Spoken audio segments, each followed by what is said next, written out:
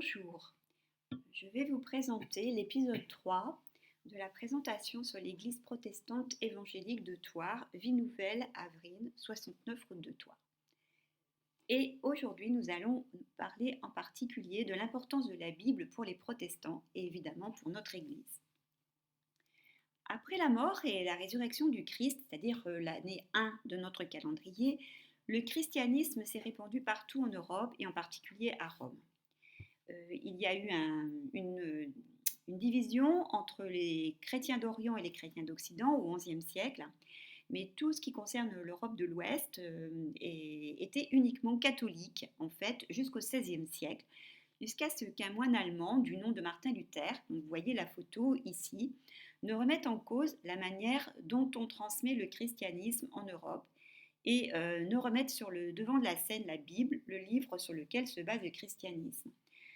Une des choses importantes pour Martin Luther était de faire que la Bible ne soit plus seulement en latin, mais dans la langue des gens, afin que tout le monde puisse la comprendre.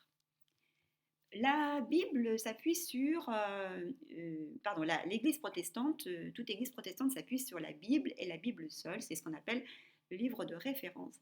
Ce livre que vous voyez ici en photo, avec un livre ancien et puis un livre aujourd'hui plus moderne, est divisé en deux parties, l'Ancien Testament et le Nouveau Testament. C'est ce dont je vais vous parler maintenant. Le message central de la Bible est le salut de l'homme. Dans l'Ancien Testament, le livre 1 de la Bible, qui s'appelle la Genèse, s'ouvre par une histoire très connue, celle d'Adam et Ève, qui, placés dans le jardin d'Éden, auraient pu couler des jours heureux, tranquilles, dans l'immortalité, s'ils n'avaient pas choisi de manger le fruit de l'arbre de la connaissance qui était interdit par Dieu. Donc, dans cette histoire très connue, l'homme et la femme ont été placés en fait devant leurs propres responsabilités. Ils ont eu le choix, comme quiconque aujourd'hui a le choix. Soit suivre Dieu et ses commandements, soit désobéir et faire ce qu'ils voulaient. Et finalement, pour Adam et Ève, ils ont choisi de ne pas suivre les commandements de Dieu. Ils ont mangé du fruit de la connaissance. Et le résultat fut ce que Dieu leur avait annoncé avant même qu'ils aient désobéi à son ordre. Ils furent chassés du jardin d'Éden, condamnés à travailler très dur la terre et à mourir. Mais depuis le début, depuis cette décision de faire de l'homme un être mortel, Dieu a tout fait pour que l'homme et la femme aient accès à l'immortalité après leur mort physique. Et tout l'Ancien Testament va raconter comment Adam et Ève ont en fait inauguré un peuple pour Dieu, les problèmes que ce peuple a rencontrés, comment il les a solutionnés, parfois avec Dieu, parfois sans Dieu. Et dans ce cas, ça l'a souvent amené à la ruine, par exemple l'esclavage. Donc l'Ancien Testament parle du salut de l'homme, mais basé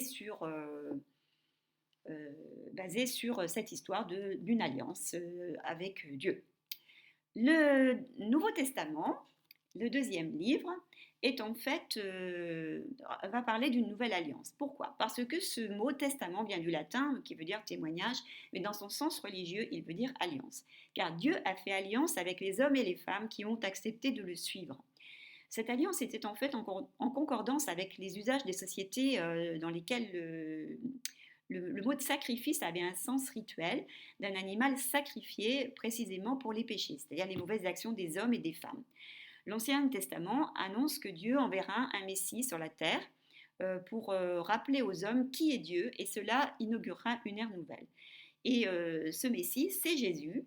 Il arrive environ 33 ans avant le début de notre calendrier, et ce sont les Romains qui dominent toutes les régions autour de Jérusalem.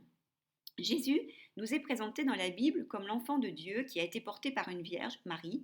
À sa naissance surnaturelle à Bethléem succédera une enfance sans histoire, puis à l'âge de 30 ans, Jésus est baptisé dans le Jourdain et commence alors sa mission sur terre, porter partout, tout autour de Jérusalem, le message que Dieu est venu jusqu'aux hommes pour les sauver, un message que certains avaient fini par oublier.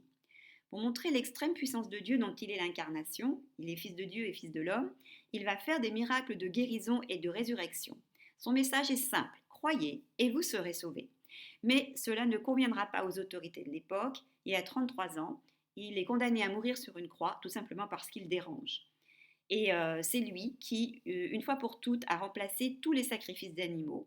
Il est mort pour nous tous, pour tous ceux qui croient en Dieu, et leurs péchés sont ainsi rachetés pour toujours, permettant aux hommes et aux femmes qui croient d'avoir un accès direct à Dieu.